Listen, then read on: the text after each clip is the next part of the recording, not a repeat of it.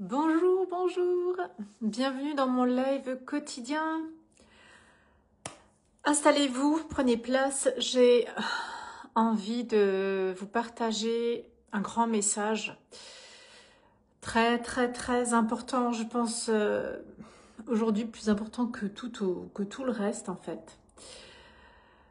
Je m'adresse aux parents d'enfants, d'ados, de jeunes adultes, enfin bon...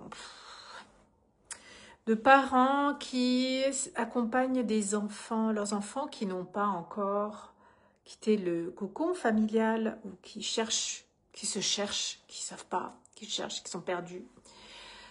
Je m'adresse à ces parents d'adolescents qui changent de lycée, qui sont en panique, qui savent plus, qui sentent la pression, qui ont une pression de dingue. Pression du résultat, qui ont toujours l'impression qu'ils ne sont pas assez.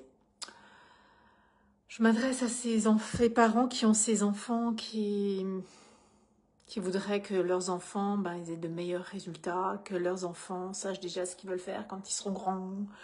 Aux parents qui ont vraiment envie, qui sont prêts à offrir en fait le meilleur à leur enfant. Et peut-être que ils savent pas comment. Je m'explique. Je cherche comment vous expliquer ça. Non, je vais y aller.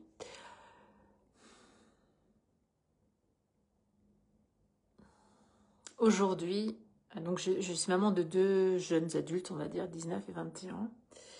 Et de ce que moi j'ai pu voir, de ce que j'ai pu expérimenter, c'est que très tôt dans leur parcours scolaire, on leur demande ce qu'ils veulent faire comme métier. Et il y a assez un fossé entre tous les métiers qui sont aujourd'hui accessibles dans le monde de l'entreprise. Il y a un fossé entre ces métiers-là et le diplôme.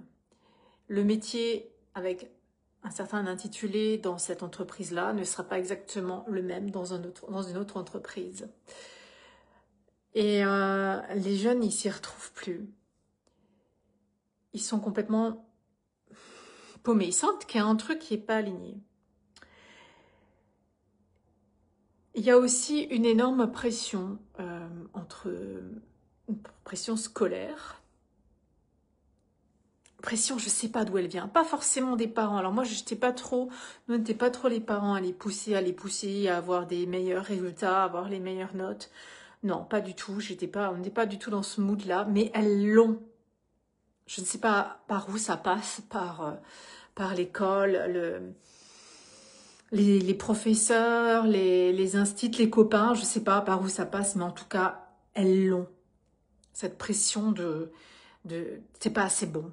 T'es pas assez bien, tu peux mieux faire, fais mieux, travaille pas assez, enfin ce genre de choses. Et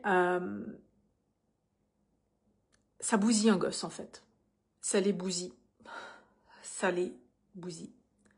Un 10 n'est pas suffisant, un 11 n'est pas suffisant, c'est jamais assez en fait, c'est jamais assez même. Alors t'as ça, et puis après t'as celui qui a toujours des 18, qui une fois un 17 c'est la catastrophe. J'exagère un peu, mais c'est pas si loin que ça.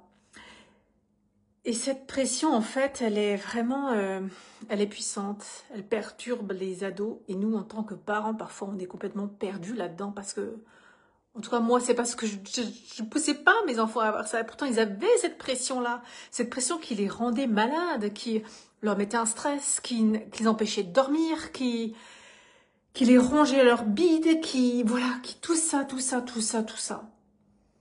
Mais de où elle vient, cette pression? C'est quand même un truc de dingue, quoi. Elle vient de où? Alors que, bon, peut-être que vous êtes le parent qui vous demandez ça à votre enfant parce que c'est important pour vous.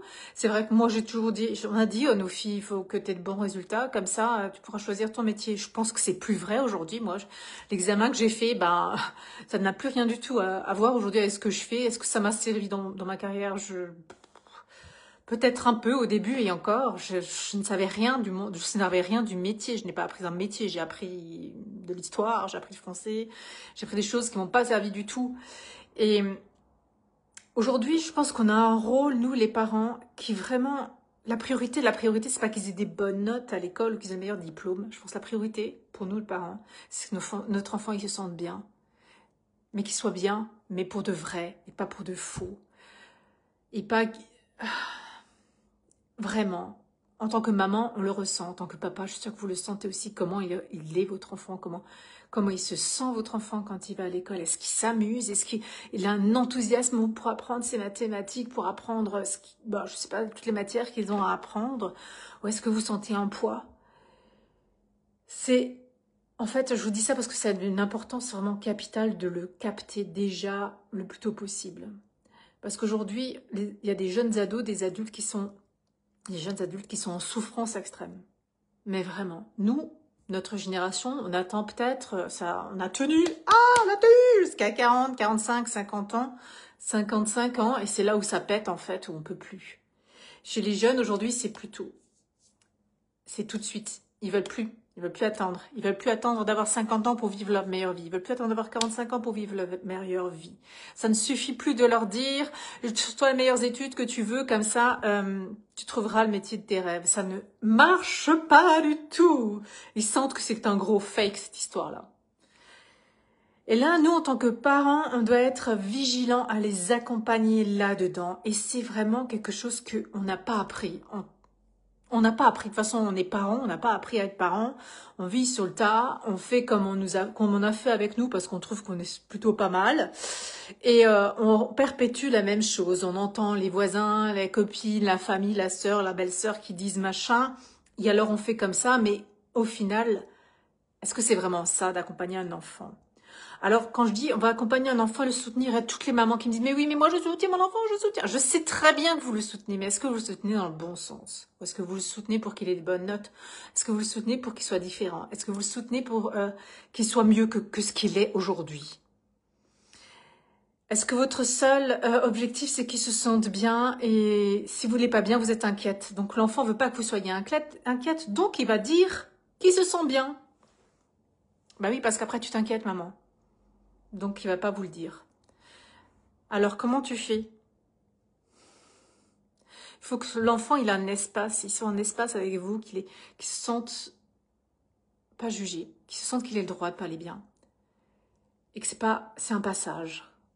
Que vous êtes là pour accueillir ce qui va pas avec lui. Que vous le soutenez là-dedans. C'est pas grave si les notes elles correspondent pas, c'est pas grave s'il sait pas. C'est pas grave s'il est paumé dans sa vie. C'est pas grave.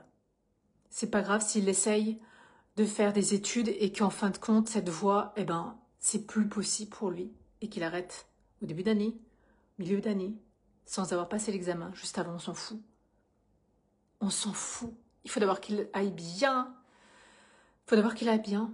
Et pour aller bien, que quand il sera dans un espace où vous serez prête à traverser toutes les montagnes pour aller le récupérer, peu importe. Peu importe les autres, peu importe l'argent que ça vous a coûté, peu importe l'argent que ça vous coûte d'aller franchir toutes ces épreuves, peu importe.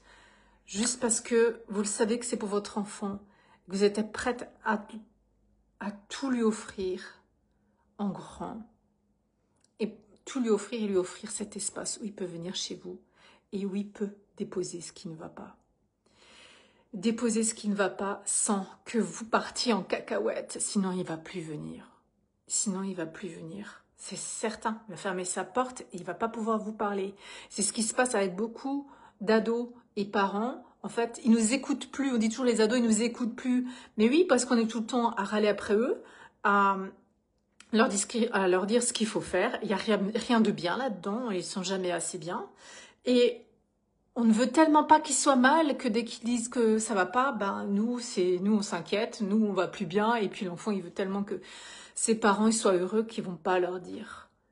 C'est un jeu tout ça et mais c'est puissant ce jeu. Et donc là, c'est à vous parents d'apprendre à offrir un espace d'amour sans condition où votre enfant peut tout venir déposer et que vous partez pas en cacahuète. Mais vous êtes ce pilier qui tient ça et que vous saurez gérer avec beaucoup de douceur et d'amour, peu importe ce qu'il a envie d'expérimenter dans sa vie. J'espère que ce message, il est entendu parce qu'il est très puissant. Dites-moi en commentaire, dites-moi, message privé, dites-moi si ça réveille en vous, si ça vous parle, si oui, ça vous parle très fort et que vous avez un enfant qui est peut-être pas, que vous sentez quand il n'est pas à sa place, quand il n'est pas bien, quand il y a quelque chose. Donc venez m'écrire un message privé, on aura une discussion entre nous. Ça va être juste grandiose pour votre enfant, pour vous, pour tout le monde. Je vous embrasse très fort et je vous dis à tout vite.